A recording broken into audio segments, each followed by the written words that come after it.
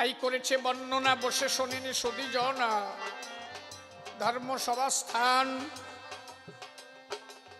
প্রথম সে প্রশ্নপত্র তুলে ধরেছে, সভাগাত্র অত্র তার দেব সমাধান। তাহলে হিরণ্যকশিপুর নাম সহ্য করতে পারে না, তার ঘরে এত বড় শত্রু আসলো কেন? মানে এত বড় হরিভক্ত, হিরণ্যকশিপুরের তো শত্রু। এত বড় পাষণ্ডর ঘরে এত বড় হরিভক্ত জন্মালো কেন? কথা কইও, সাটা কথা কইও।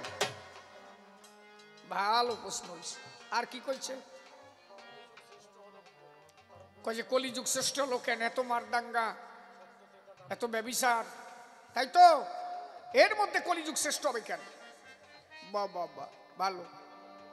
আর কলিযুগে কোন নামে জীব উদ্ধার হবে? হরে কৃষ্ণ, রাধে, কালী, দুর্গা, শিব, রাম, কোন নামে মানুষ পাবে পরিত্রাণ? আর কি? এই তিনখানি প্রশ্নপত্র করে গেছে দান। এইবার এক এক করে ধরে ধরে তার দেব সমাধান। প্রহ্লাদের মতো ভক্ত কেন হিরণ্যকশিপুর ঘরে জন্মালো? সভা তলে সেসব কথা তোমায় বলা ভালো। পুত্র সন্তান জন্মায় মা বাবার কর্মের জোরে, অন্তত মাতা সৎ হতে হয় বিশ্ব চরাচরে।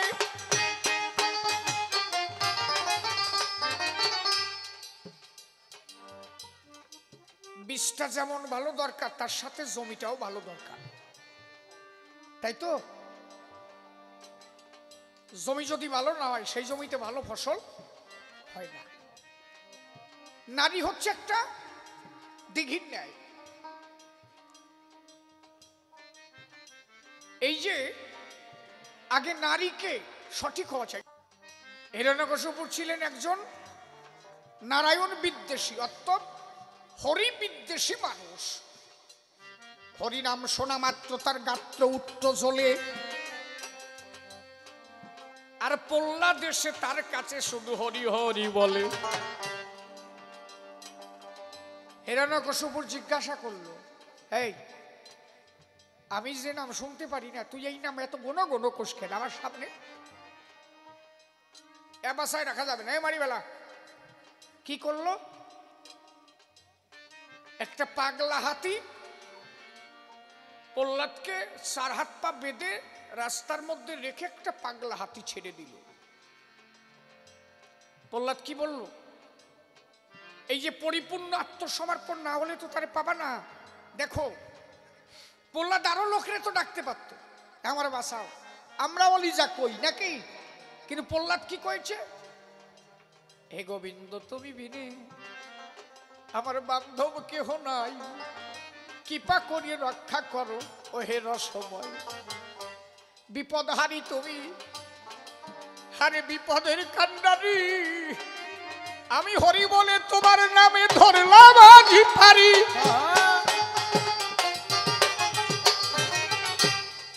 ওই যে পাগলা হাতি ধীরে ধীরে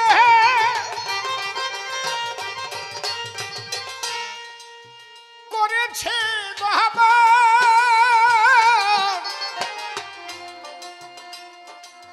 ওই হাতির পায়ে স্পর্শ প্রহ্লাদকে করে যখন,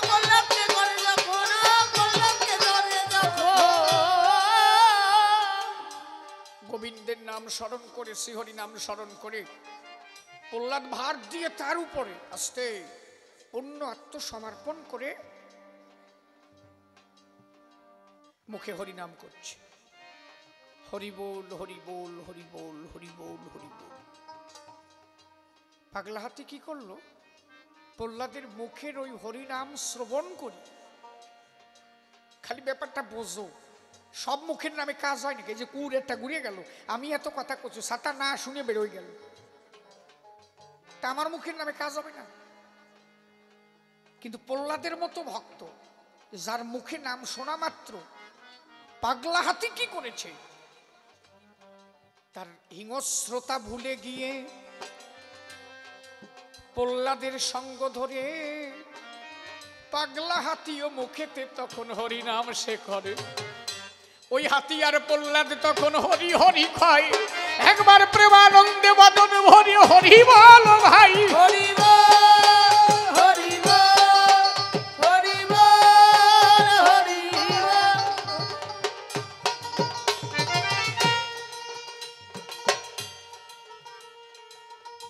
করলো আগুনের মধ্যে দিয়ে দিল। হে গোবিন্দ তুমি বিনে বান্ধব নাই। গোবিন্দ তারে রক্ষা করলো, পাহাড় থেকে ফেলালো, গোবিন্দ রক্ষা করলো। এই যে পূর্ণ আত্মসমর্পণ ছিল প্রহ্লাদের। তাহলে ওইরকম ছেলে পেল কিভাবে? ওর মতো শত্রুর ঘরে কেন এলো? একটা কথা শোনো এবার বলি সভাস্থান। প্রহ্লাদের মাতার এই কারণ, এ সন্তান পাওয়ার মূল কারণ প্রহ্লাদের মাতা ছিল। সভা মাঝে সেই কথা এবার বলা ভালো।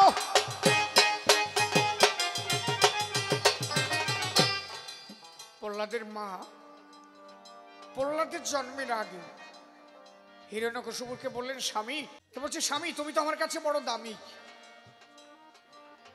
আমার একটা কথা নিবা? কি? বললো কি? আমি সারা জীবন তোমার কথা শুনবো, তুমি যা বলবে তাই হবে, কিন্তু তার বিনিময়ে আমারে একটা রাত ভিক্ষা দিবা, একটা রাত মাত্র আমারে ভিক্ষা দিবা। তুমি সারা জীবন যা বলবে আমি তাই শুনবো, কিন্তু একটা রাত আমি যা বলবো তুমি তাই করবে। শোনো ঘটনা কি। প্রহ্লাদের স্ত্রী, এই হিরণ্যকশিপুরের স্ত্রী বললেন, কয়াদু বললেন মাত্র একটা রাত চাও তুমি? ঠিক আছে আমি দেব। আচ্ছা তা তুমি কি চাও? বললো আমার সময় হলে আমি চেয়ে নেব। হিরণ্যকশিপুরের স্ত্রী কয়াদু রজস্বালা হলেন। তেজি যে রজস্বালা হলেন, কোন একটা দিন ধার্য করি, সেই দিনে হিরণ্যকশিপুরকে বললেন স্বামী আমি আজকের রাতটা তোমার কাছে ভিক্ষা চাই। কি করতে হবে আমার? বলে আমি যা বলবো তোমাকে তাই করতে হবে। বলে হ্যাঁ তা তো ঠিক, আমি কথা দিয়েছি তোমারে।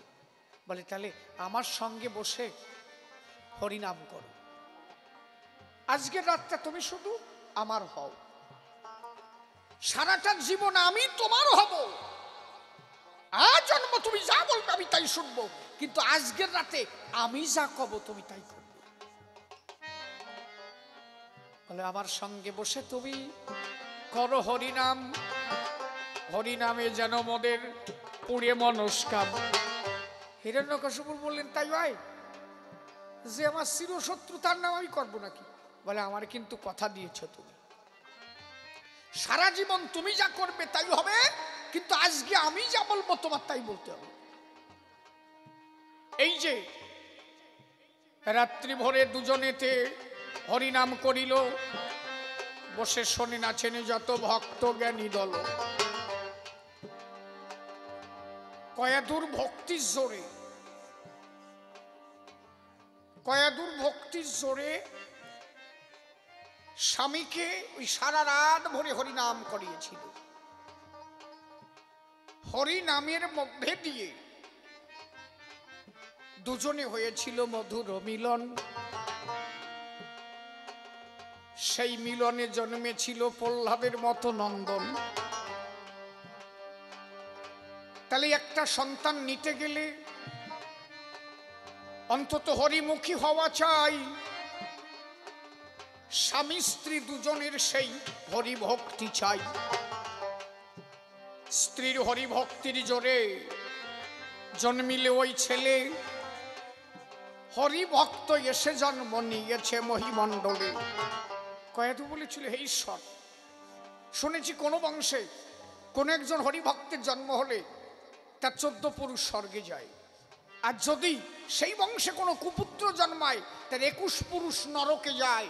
ঠাকুর তুমি আমার কথা নাও, আমার স্বামীর বংশে একজন হরিভক্ত দাও। আমি তো জানি আমার স্বামী কত বড় পাপ করছে, যেন সেই হরিভক্তির আশার কি পায়, এই বংশধন্য হয়। দেখো সেই কারণে এলেন আমার প্রহ্লাদ গোসাই। মাতা তার হরিভক্ত, হরিনাম করিল। কত রাত্রি মাতা হরিনামে যুক্ত হইয়াছিল। আর ওই যে হিরণ্যকশিপুর সেজন্য হরিনাম করিয়া স্ত্রীর কথা শুনে দুজন মিলনেতে গিয়া এই যে হরিনামের মধ্যে দিয়ে আসিল সন্তান। প্রহ্লাদ বলে জানে তারি এ বিশ্বভুবন। এই জন্য হিরণ্যকশিপুর যখন মারা গেল, ওরা সুসম্মান নারীটারে নরসিংহ রূপ ধরে ওইটা সিবায়ে খাচ্ছিল। প্রহ্লাদ তখন জিজ্ঞাসা করেছিল নরসিংহ রূপী ভগবানকে, আচ্ছা ঠাকুর, আমার বাবাকে হত্যা করেছো, দুঃখ নাই, কিন্তু ওই নারীটাকে চিবাচ্ছ কেন?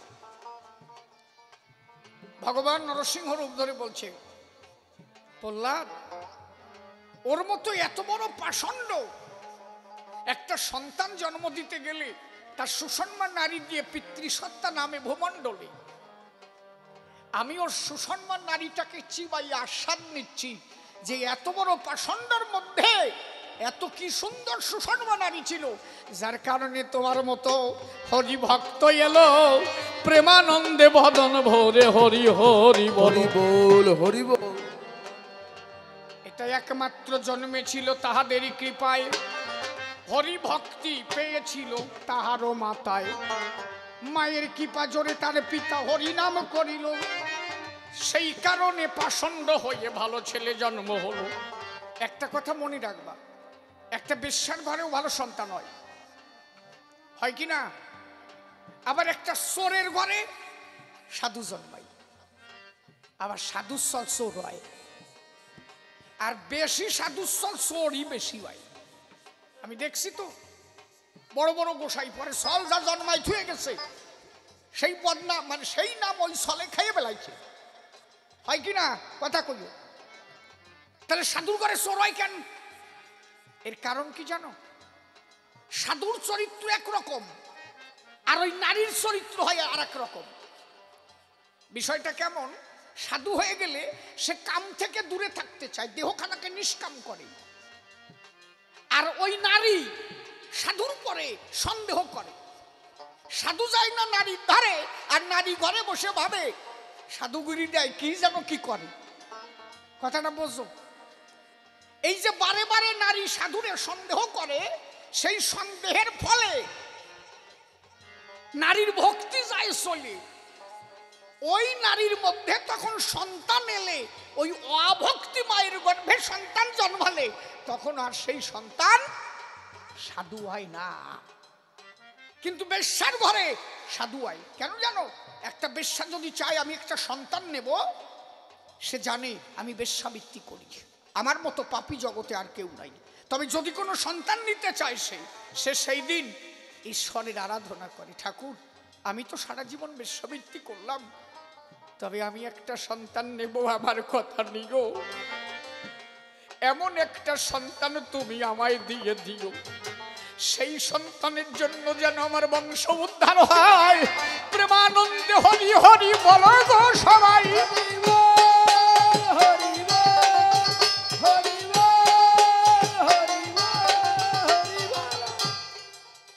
এটা দেখবেন প্রায় প্রায় সাধুর সংসারে গন্ডগোল ছাড়া ভালো নাই। এটা একটা আশ্চর্যের বিষয়। কিন্তু কেন? সাধু হয়ে গেলে সে নিষ্কাম হয়ে যায়, আর ওই ঘরের বউটা ও ভাবে যে কোন জায়গা দিয়ে কি করে, আসে না আমার দ্বারে, খালি হরি নাম করে, এই সন্দেহ করে সাধুরে বারে বারে। সমানে সমান পাওয়া যায় কয়জন? ওই দুই একজন। তবে সাধুর ঘরেও সাধু হয় যদি সেই সাধু এবং তার স্ত্রী দুজন সমান হয়। মহা সাধু সেই ঘরে জন্মায়, স্বামী স্ত্রী দুইজন হইয়া এক মন ঈশ্বরকে করে স্মরণ, যদি হয় মিলন, সেই গর্ভে জন্ম ধরে একটা ভালো নন্দন। এই আমাকে এখন ভালো সলমাই আসছে না কেন? আসার জায়গা কই? আসার আগে জায়গা নষ্ট হয়ে যায়, তা আসে কোন জায়গায় কও? কথা কি আমি খারাপ করছি নাকি?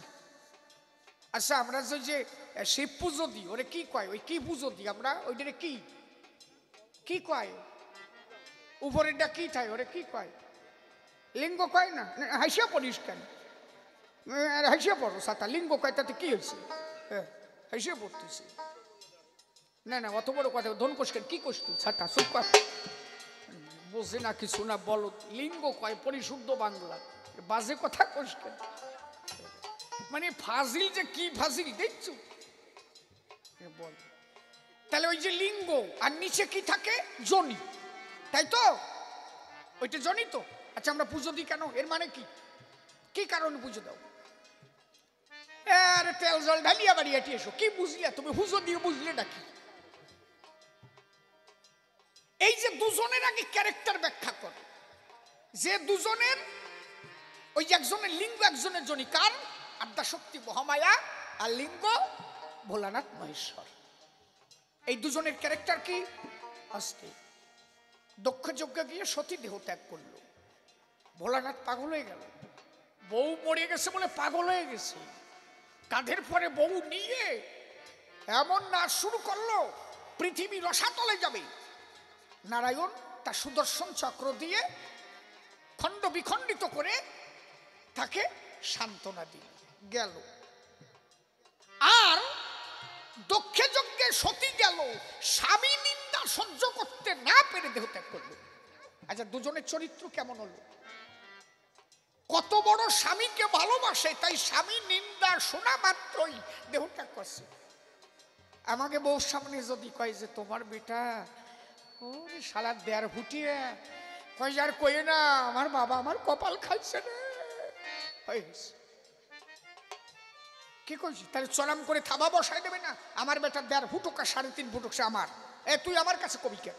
কি বাবা কথা খারাপ হচ্ছে নাকি? তাহলে তোমার স্বামী ভক্তি নাই।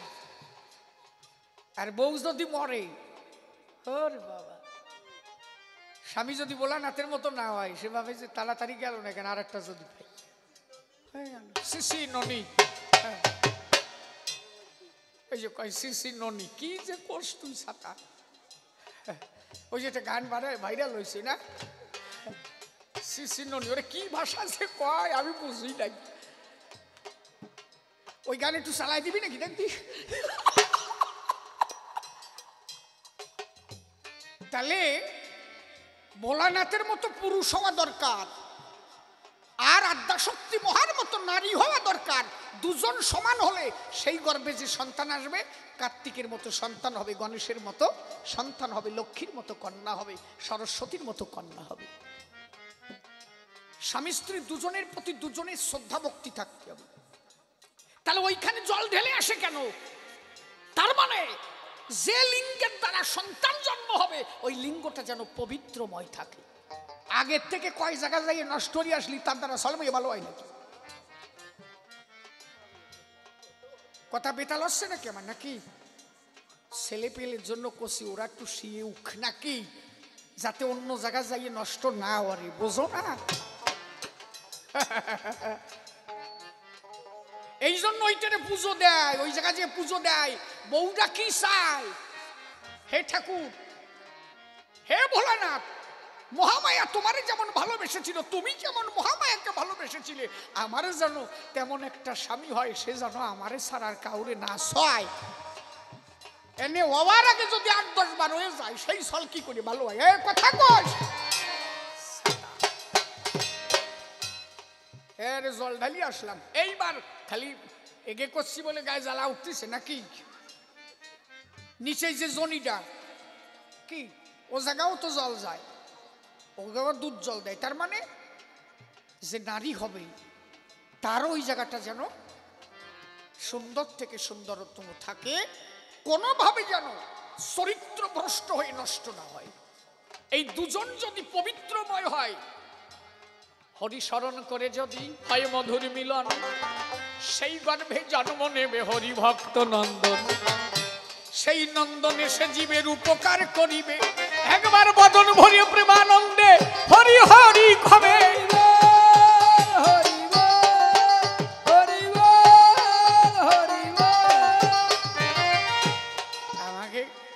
বাড়ির পাশে ফুটিয়ের মা, এই দাঁড়া বাজিয়া, বাড়ির পাশে ফুটিয়ের মা ওই শিব পুজো জল ডালতে গেছে, তা ঢালি আইছে, তা রাস্তায় দেখা, চেহারা ভালোই, চেহারা ওই 25-30 বছর হবে বয়স। আমি পুটের মারে বললাম যে এই শিবের মাথায় জল ঢালি আসলিয়া, তা কার নামে জল দিলে? কয় যে দাদা বাড়ির লোক তো বোম্বে চলে গেছে, এই প্রায় 3 বছর হয়ে গেল, ওর কথা তেমন মনে নাই, তবে রাত্রি যেটা আসে ওর নামেই ডালিছি।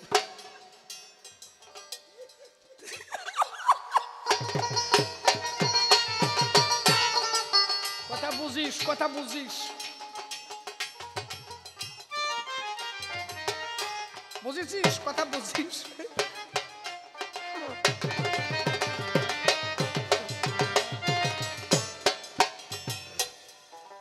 এই জন্য পবিত্র হও, পবিত্র হও, তবেই তো ভালো সন্তান পাবা। এই আর কি কইছে রে? কই যে কলিযুগ শ্রেষ্ঠ কেন? কলিযুগ শ্রেষ্ঠ কেন বোঝো না? সত্য যুগে মানুষের আয়ু ছিল 10,000, এই 1 লক্ষ বছর।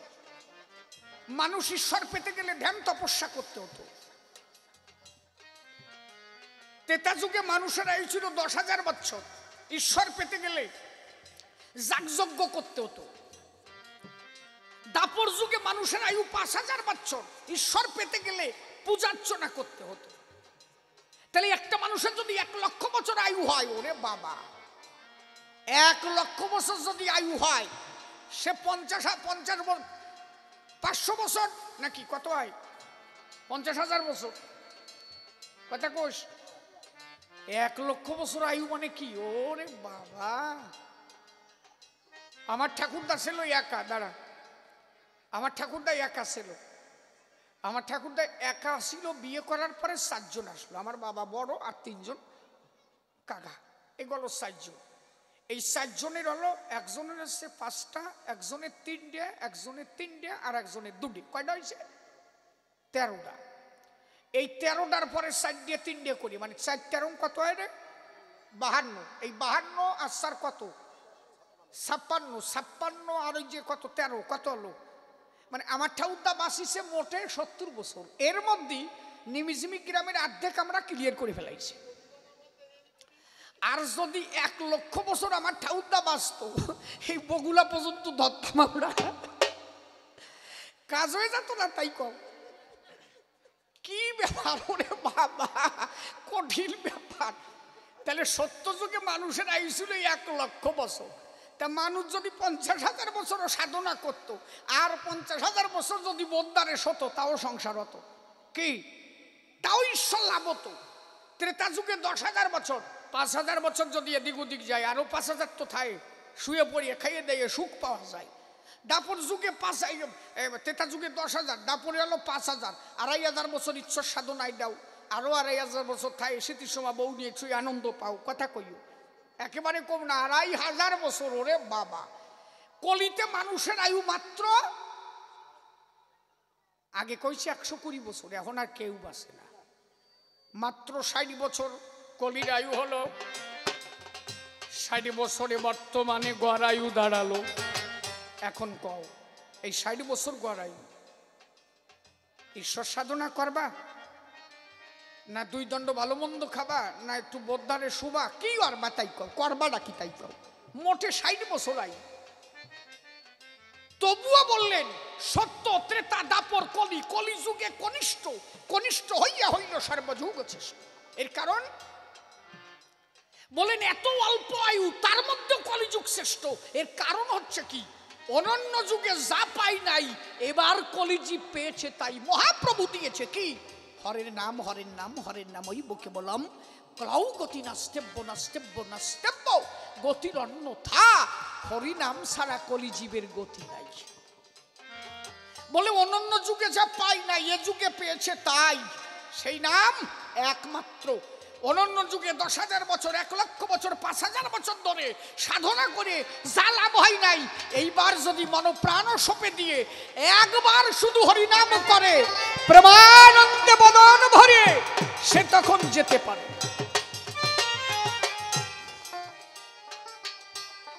এই যে নামের সঙ্গে প্রেম মিশ্রিত, নাম প্রেম, একমাত্র নাম করলে প্রেমের জন্ম হয়, সেই প্রেম হওয়া মাত্র তার ঈশ্বর প্রাপ্তি হয়, যা কোনো যুগে হয় নাই। একমাত্র সেই প্রেম এই যুগে মহাপ্রভু এসে ঘরে ঘরে বিতরণ করিল। অনার্পিত সেই ধন এবার অর্পিত করিল। সেই উজ্জ্বল রস, সেই প্রেম জগৎ মাঝে দেয়। এই যে গৌরীয় মহাপ্রভু যারা সেই আনন্দ পায়, সেই মহাপ্রভু পরবর্তীতে হরি হয়ে গেল। ওই যে ডঙ্কাকাশী যোগে তারা হরিনাম দিয়ে গেল। সেই হরিনাম নিয়ে মতুয়ারা আনন্দ করে, প্রেমানন্দে নাম নিয়ে তারা যায় আনন্দপুর।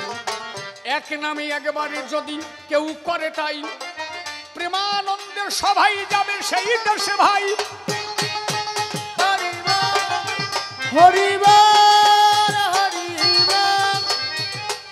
এই হরিনাম ছাড়া জীবের কোনো গতি নাই। একবার নেওয়া মাত্র সাধন সিদ্ধ হয়। অকারে কেশবশ্বই বরিকারে আদ্যা শক্তি মহিং রাধা, রাধা কৃষ্ণ যুগল মুক্তি হরিনামের মধ্যে বাধা। এবার যদি বলে কোন নামে মানুষ উদ্ধার হবে, যে যে নাম করুক সেই নামেই উদ্ধার হবে, কিন্তু তার মধ্যে একটা শ্রেষ্ঠ নাম আছে। সেই শ্রেষ্ঠ নামটা কি এ আপনারাও জানেন, সবাই জানেন, হয়তো অনেকে মানতে চায় না, কিন্তু এটা না মানলে তো হবে না। মহাপ্রভু এই নামই করেছিল। মহাপ্রভু সবসময় বলতো হরি বল। আপনারা বিশেষভাবে জেনে থাকবেন, আমি বলছি আপনারা মিলিয়ে নেবেন। এই যে 16 নাম 32 অক্ষর, কেউ রাগ হবেন না, এইটা কিন্তু মহাপ্রভু কোনোদিন করেন না। এই যে 16 নাম 32 অক্ষর যে নাম, এই নাম মহাপ্রভু কোনোদিন করেন নাই। আপনি আমার দেখাতে পারবেন না। এই আপনি বলবেন যে অমক দেখাতে পারে, অমকের কাছে যাব, অমক কবে যে অমক পারবে, অমকের কাছে যাব, অমক কবে তমক পারবে, কেউ পারবে না। নেই, আমি বলে দিই। তবে বর্তমানে চৈতন্য চরিতামৃত, চৈতন্য ভাগবত, বর্তমান যে সংস্করণগুলো বেরোচ্ছে, এতে এখন মহাপ্রভুকে দিয়ে করানো হয়েছে। আপনার এই বই পড়তে গেলে মিনিমাম 50 বছর আগের সংস্কার পড়তে হবে, আমার কাছে আছে। সেখানে পরিষ্কার মহাপ্রভু বলেছে 16 নাম 32 অক্ষর হচ্ছে তন্ত্র, হরিনাম হচ্ছে মহামন্ত্র। একদম পরিষ্কার লেখা। চৈতন্য ভাগবত 98 পেজ, 98 পৃষ্ঠা, আদি খণ্ড। আমি বলে দিচ্ছি, পড়বেন। 50 বছর আগের বই, মিনিমাম 50 বছর আগের বই পড়তে হবে। সেখানে মহাপ্রভু পরিষ্কার বলেছে 16 নাম 32 অক্ষর তন্ত্র, হরিনাম হচ্ছে মহামন্ত্র। যখন হরি করে উদ্ধার করতে গেল, মহাপ্রভু হরিবল বলেছিল, হরিবল। জগাই মাধাইকে যেদিন উদ্ধার করতে গেল, হরিবল। মহাপ্রভু অনব্রত বলতেন হরিবল। এই 16 নাম 32 অক্ষর মহাপ্রভু মুখে কোনোদিন গান নাই। ও হুলো সাটাম এক একজন দেবে নেই, যেই ধর্মানে জায়গা খুঁজে পাবো না। এই জন্য সর্বশাস্ত্র বীজ হরিনাম। মহাভারতের প্রথম চ্যাপ্টার, যদি বাড়ি মহাভারত থাকে আমি বলে দিচ্ছি, মহাভারতের প্রথম চ্যাপ্টার পড়ে রাখবেন। ওখানে বড় হলফনামা করে লেখা আছে, আস্তে, সর্বশাস্ত্র বীজ হরি, হরি দিয়ে ব্র্যাকেট দিয়ে আটকানো, সর্বশাস্ত্র বীজ হরি নামে 2 অক্ষর, আদি অন্ত নাহি যার বেদে অকুছর, হরি নামই হরি। এই জন্য মহাপ্রভু বলেছে 16 নাম 32 অক্ষর তন্ত্র, হরি নাম হচ্ছে মহা মন্ত্র। তাহলে 16 নাম 32 অক্ষর যদি হরিনাম হতো, মহাপ্রভু তো তাই বলতো যে 16 নাম 32 অক্ষর হরিনাম না। উনি বলছে 16 নাম 32 অক্ষর তন্ত্র, হরিনাম হচ্ছে মহা মন্ত্র, হরিনাম হচ্ছে হরি। এই জন্য দেখবেন যেখানে নামযজ্ঞ হয় তার মধ্যেও কয় যে হরিবল। যেখানে কালী পুজো হয়, কালীর প্রতি হরিবল। দুর্গা পুজো হলেও দুর্গার প্রতি হরিবল। হরিচাঁদ গুরুচাঁদের পুজো এখানে হলেও আমরা কি বলি? হরি শান্তি প্রেমানন্দে হরিবল। মরে গেলি বলো হরি, হরিবল। তাহলে সব নামের মধ্যে শ্রেষ্ঠ নাম হচ্ছে হরিবল, যা মতুয়ারা গায়। আসো সবাই মিলে প্রেমানন্দে হরি গুণ গায়, হরিবল হরিবল হরিবল। ছেড়ে দিলাম। এক এক করে প্রশ্নপত্র করে গেল দান, সভা মাঝে ধরে তাহার দিলাম সমাধান। মনের মানুষ যদি ধরতে চাও, আত্মসাধ্য যে প্রেমে মজে অনুগত হও, অনুগত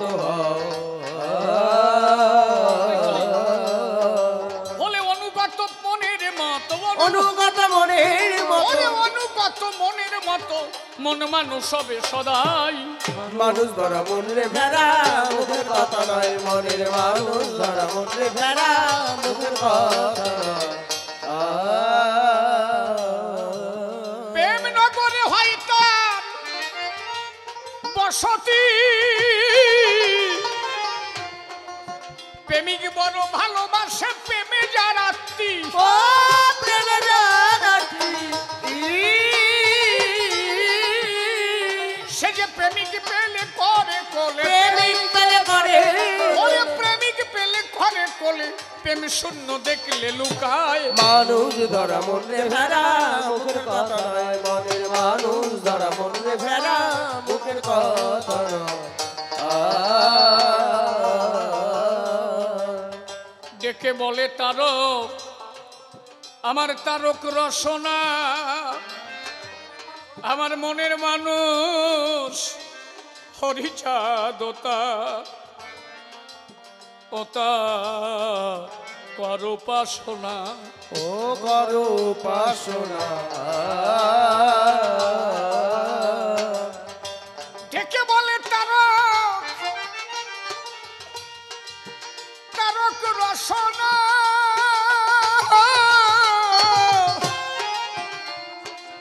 মনের মানুষ হরিচাঁদার করো উপাসনা। ও করো উপাসনা।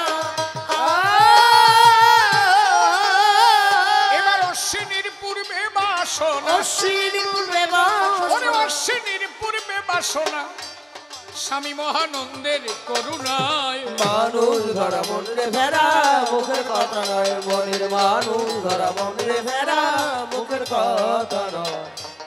তবে আর বেশি কথা বলবো না, ছেড়ে দিয়ে যাব আমার কবির কল্পনা। দেখিয়া সে কোন ভাবে কোন কথা কয়, কোন ভাবধারা সে উঠাইয়া লয়। সব থেকে শ্রেষ্ঠ যুগ কলি হলো, কনিষ্ঠ হইয়েও শ্রেষ্ঠ হয়ে গেল। এর মূল কারণ হলো এই জায়গায় ওরা কান্দি এলেন আমার হরি ক্ষীরত চাই। সত্যতে তা দাপর কলি কলি যুগ এলো, মহাপ্রভু এসে দেখো নাম দিয়ে গেল। সেই নাম বৈষ্ণবরা কয়জন বুঝিল, সেই নাম দিতে এলো হরি ক্ষীরত চাই। মহাপ্রভু হরি হয়ে এলো ওরা কান্দির গায়ে, আসিয়া সেই নাম দিল ডঙ্কাকাশী যোগে। মতুয়ারা সেই নামে আনন্দের আগে, অনুরাগের ঘরে তারা সেই নাম গায়। এই যুগে হরি পেতে আর দূরে নয়, ঘরে বসে একমাত্র ঈশ্বর পাওয়া যায়। কোন যুগে এই ভাবনা কোনো জায়গা নাই। শ্রীহরি বলল আমার শোনো আমার ধারে, আর কারো যেতে হবে না কোনো আদূরে। ধ্যান তপস্যা যাগযজ্ঞ বাদ দিয়ে দাও, ঘরে বসে তুমি যদি আমাকে পাও। লইয়ে নিজ নারী ব্রহ্মচারী সচ্চরিত্র রবে, হাতে কাম মুখে নাম সদা সত্য কথা কবে। পরপতি পরসতী কবুনা স্পর্শিবে, তুমি না ডাকিলে হরি তোমারে ডাকিবে।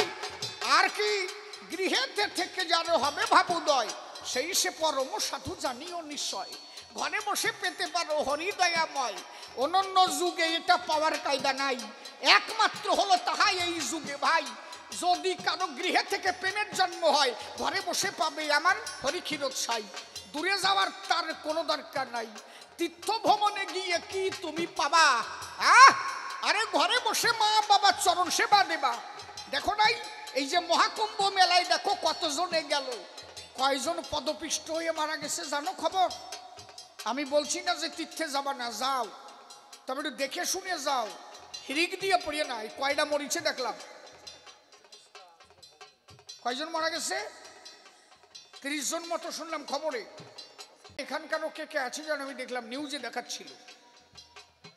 যাও, সেটা যার যার পার্সোনাল ম্যাটার, আমি তো কাউকে বারণ করতে পারি না, সে তীর্থে যেতেই পারে। কিন্তু আমার মনে হয় ঘরে বসেই তীর্থ হয় যদি মা বাবার চরণ সেবা ঘরে বসে করে, মাতা পিতার চরণ তলে সেই মানুষ ঘরে। এই জন্য তোমার কাছে করিলাম বর্ণন। যদি কেউ সত্য কথা সদা সে বলে, সত্য বাক্য যদি কেউ করিয়ে চলে, তার আর তীর্থের নাহি প্রয়োজন। ঘরে বসে হবে সে তীর্থের মহাজন। সত্য বাক্য জগতে তার উপরে নাই, সেই মানুষ যদি থাকে রে আলয়, তারে দেখতে তীর্থ ছুটে আসে ভাই। তীর্থে যাওয়ার তার কোনো দরকার নাই। সত্যবাদী জিতেন্দ্রীয় হইবে যেই, না থাকুক ক্রিয়াকর্ম হরিতুল্য সেই। দিন গেলে একটা তীর্থে গেলে সেখানে দেখো 5,000 যায়। 10,000 টাকার নিচে তীর্থযাত্রা নয়। এই 10,000 টাকা ওখানে ব্যয় না করি সেই টাকা দিয়ে যদি যাও তুমি বাজারে, এই 10,000 টাকা যদি 100 টাকা হয়, 100 করিয়ে দেখো 100 দিন যায়, 100 দিন ধরে যদি 100 টাকা খায় তবেই কিন্তু 10,000 টাকা পূর্ণ হয়। তাহলে আজকে 100 টাকা নিয়ে বাজারে যাবা, ভালো মন্দ কিনে তুমি বাড়িতে আসিবা, হরি মন্দিরে বসিয়া মা বাবাকে রেখে যত্ন সহযোগে তুলে দাও মুখে।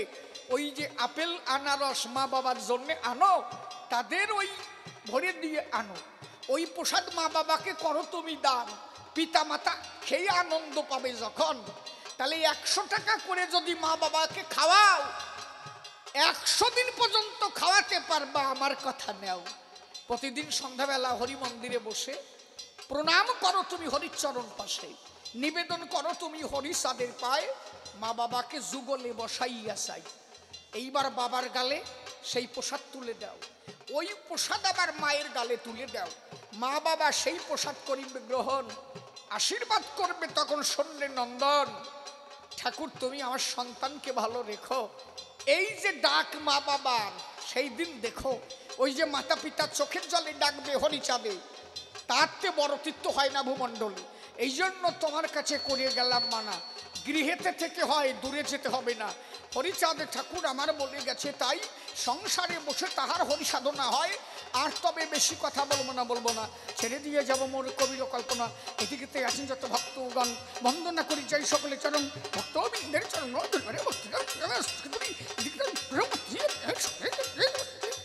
এই পর্যন্ত প্রথমবারে ভাবকান্ত হলো। জয় জয় হরি গুরুচাঁদ প্রেমানন্দে, হরি হরি বলো।